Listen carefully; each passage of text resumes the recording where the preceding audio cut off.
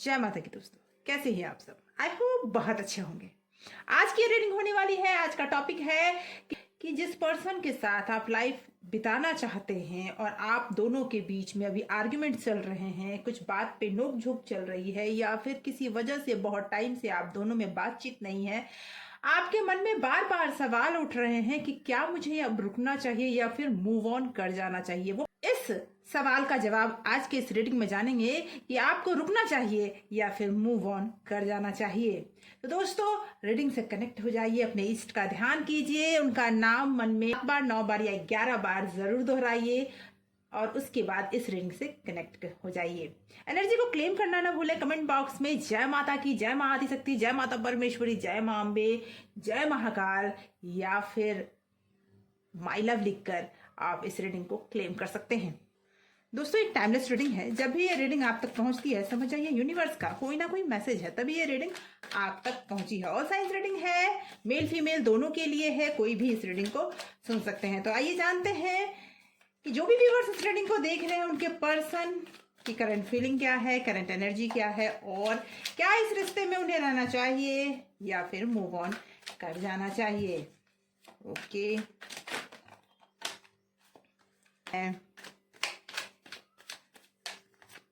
Okay,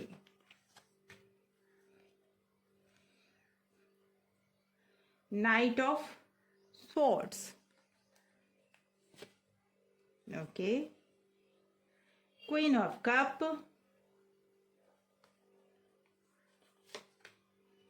okay, 2 of pentacle. मुझे ऐसा लग रहा है आपके पर्सन की करंट एनर्जी ये बता रही है कि कहीं ना कहीं आपके पर्सन आपको लेकर बहुत ज्यादा सोच रहे हैं, लेकिन 2 बातों में उलझे हुए हैं। हो सकता है ये 2 बातें, कोई भी बातें हो सकती है, उनका कैरियर और आप हो सकते हैं, उनकी फैमिली या आप हो सकते हैं। इस तरह की कोई 2 बातों में इस तरह से उलझे हुए हैं कि वो उन्हें आगे का रास्ता दिख ही नहीं रहा है। लेकिन मैं बता दूं, वो पर्सन आपकी तरफ बहुत तेजी से बढ़ रहे हैं। कोई कॉल या कोई मैसेज जरूर कुछ टाइम में आपको मिलेगा, क्योंकि वो आपको बहुत आपसे बहुत ज्यादा अट्रैक्शन फील करते हैं।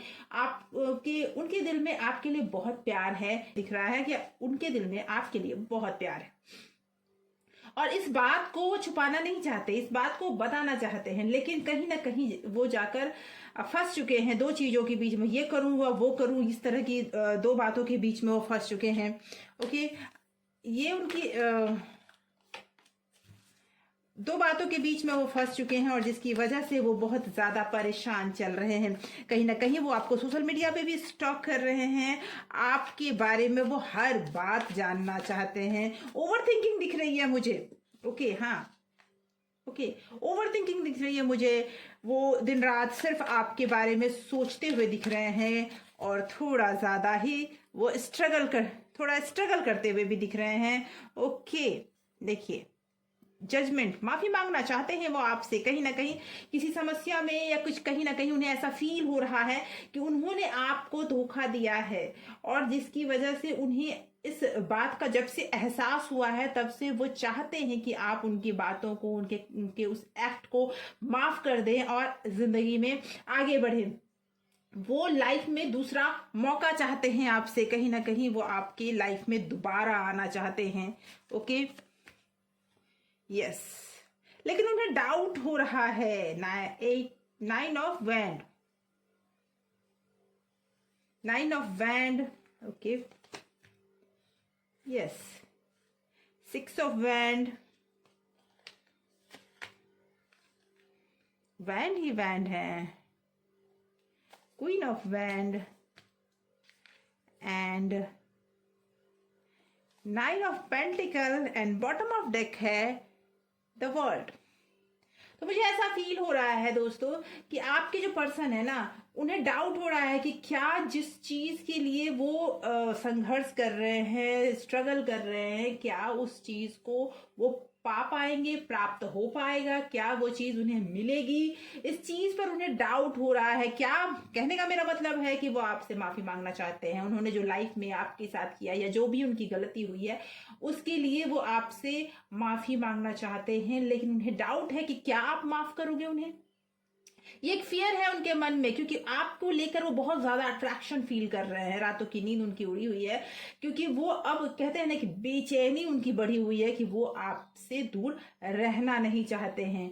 लेकिन एक पैटर्न बार बार वो रिपीट करते हैं कि आपसे बातें होती है, आपसे कोई अगर मनमुटाव होता है, कोई झगड़ा होता है, तो वो झगड़ा करने का मोटिव उनके पास बहुत स्ट्रांग होता है। कहने का मेरा मतलब है कि हमेशा किसी न किसी बात को लेकर वो झगड़ा आपसे कर लेते हैं, फिर आपसे माफी मांग लेते हैं, फिर वो आपकी जिंदगी में आ जाते हैं, फिर कुछ दिनों के बाद फिर से आप दोनों के बीच में यही पैटर्न रिपीट होता है। और वो आपसे ना दूर जाना चाहते हैं, ना आपको दूर करना चाहते हैं, लेकिन वो फील करते हैं कि आप उनसे दूर ना जाएं, किसी से बात ना करें, आप उनके करीब हमेशा रहें।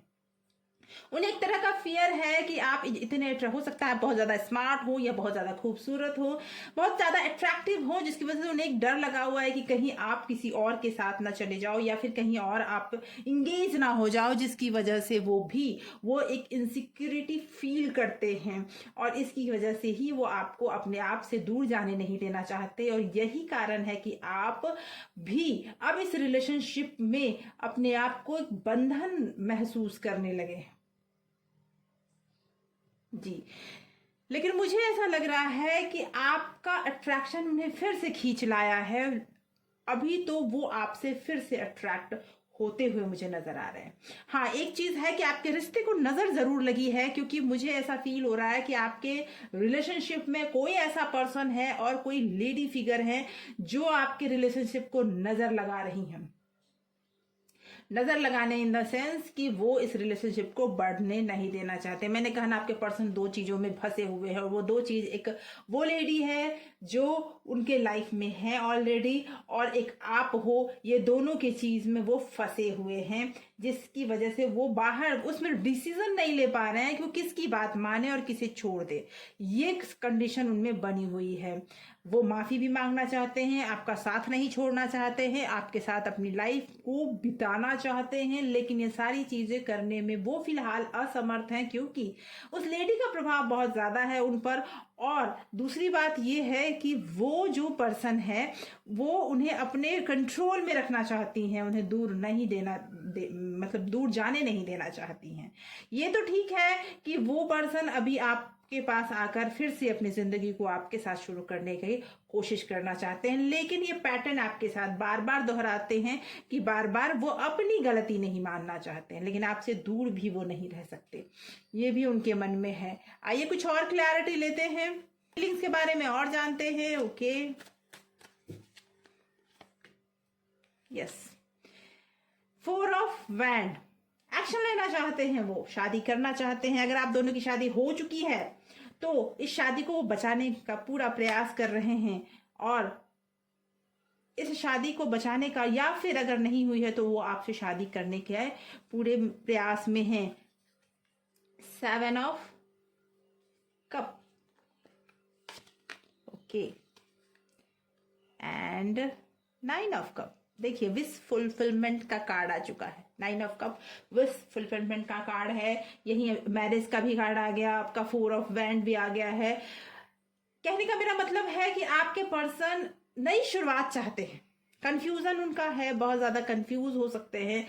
कंफ्यूज कहने का मेरा मतलब है उन्होंने जो गलतियां की है, उन्हें ये बात बार बार सता रही है। ये कंफ्यूजन है कि जो पर्सन उन्हें बार बार उनके दिमाग में कोई ना कोई बात डाल रहा है कि आपके लिए, कि वो आप तक ना पहुंचे, और इन बातों में कभी कभी वो बहुत ज्यादा कंफ्यूज हो जाते हैं, और आप तक नहीं आने का सबसे बड़ा वही कारण है कि वो कंफ्यूज बहुत ज्यादा हो जाते हैं। लेकिन वो आपके साथ नई शुरुआत करना चाहते हैं, वो आपको मैनिफेस्ट कर रहे हैं, वो आपके साथ आगे बढ़ना चाहते हैं। मैनिफेस्टेशन पूरा भी होगा,